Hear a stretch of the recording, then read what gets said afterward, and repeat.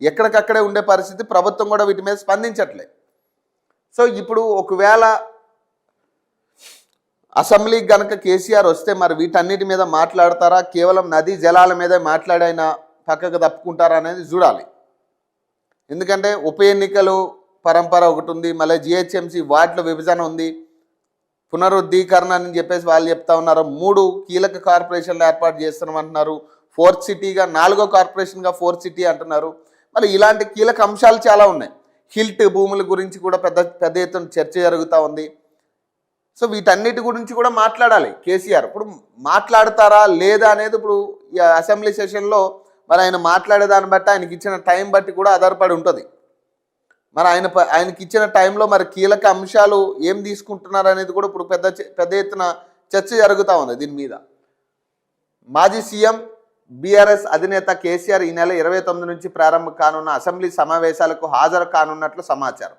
శుక్రవారం Erravalli farm house వేదికగా party ముఖ్య నాయకులతో నిర్వహించిన కీలక భేటీలో ఆయన భవిష్యత్ కార్యాచరణను ఖరారు చేసినట్టు తెలుస్తుంది.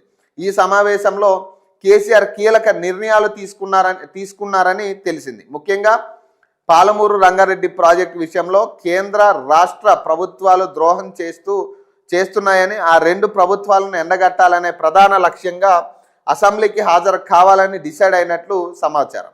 29న ఒక్క రోజే హాజరవుతారా లేదంటే సమావేశాలు పూర్తయ్యే వరకు కంటిన్యూ అవుతారా అనేది దానిపై క్లారిటీ రావాల్సి ఉంది.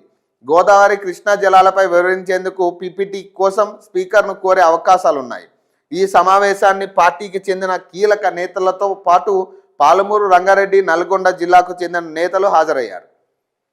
అనంతరం అసెంబ్లీలో పార్టీ సభ్యులు వ్యవహరించాల్సిన తీరుపై దిశానిర్దేశం చేశారు. ఈ నెల 29 నుంచి అసెంబ్లీ సమావేశాలు ప్రారంభం కానున్న నేపథ్యంలో ఆ సమావేశాల్లోనే కేంద్ర రాష్ట్ర ప్రభుత్వాల ద్రోహాన్ని ఎండగట్టాలని కేసీఆర్ నిర్ణయం తీసుకున్నారని తెలిసింది. అందులో భాగంగా శుక్రవారం జరిగిన సమావేశంలో కార్యాచరణ తీసుకున్నట్లు సమాచారం.